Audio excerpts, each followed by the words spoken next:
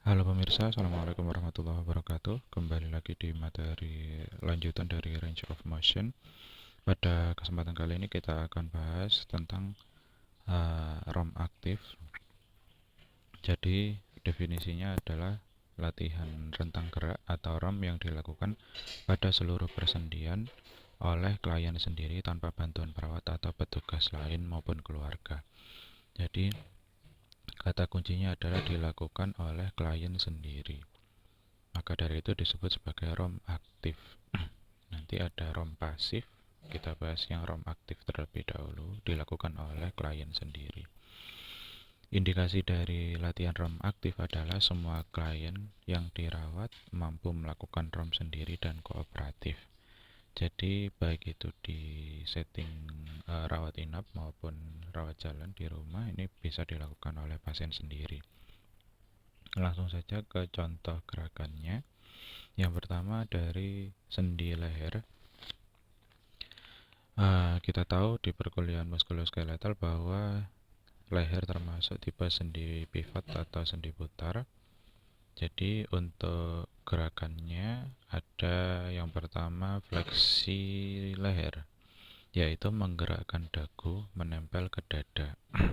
Nah, kalau fleksi itu pada umumnya kan memang menekuk ya. Kita dekatkan dagu sampai menempel ke dada dengan derajatnya sekitar 45 derajat. Kemudian otot-otot yang terlatih dalam latihan ROM aktif ini adalah sternocleidomastoideus. Kemudian setelah fleksi, selanjutnya ekstensi. Ekstensi itu pada umumnya meluruskan ya. Kalau ekstensi berarti pada sendi leher berarti mengembalikan kepala ke posisi tegak. Jadi setelah fleksi mendekatkan dagu ke dada, kemudian ekstensi mengembalikan lurus.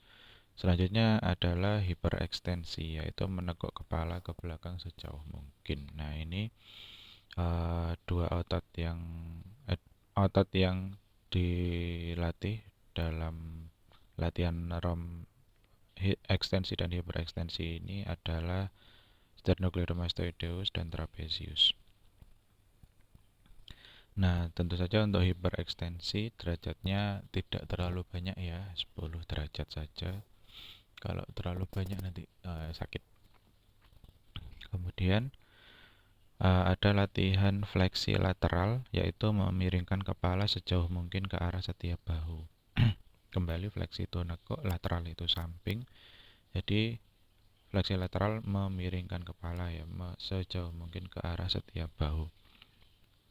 Nah, ini terasa ada tarikan di otot-otot sternocleidomastoideus atau otot leher samping sampai dengan bahu. Untuk sudutnya sekitar 40-45 derajat. Ini yang nyeri-nyeri bahu, nyeri leher enak ini kalau dibuat fleksi lateral. Kemudian selanjutnya adalah gerakan rotasi. Seperti halnya rotasi yang lain. Rotasi dalam latihan ROM aktif ini adalah gerakan memutar kepala sejauh mungkin dalam gerakan sirkular. Nah, sudutnya 180 derajat. Jadi 180 derajat ke semua arah ya.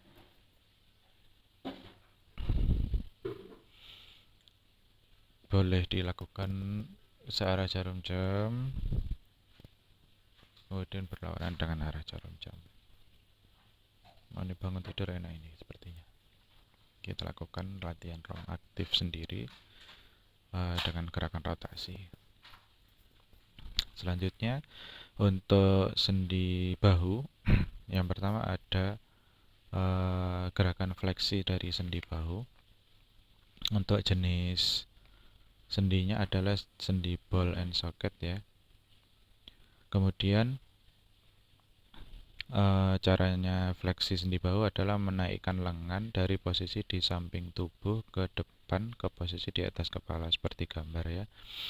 Dari samping digerakkan ke depan, naik sampai ke atas kepala, sudut 180 derajat, kemudian ekstensi, mengembalikan lengan ke posisi di samping tubuh. Kemudian hiperekstensi, menggerakkan lengan ke belakang tubuh, sikunya tetap lurus.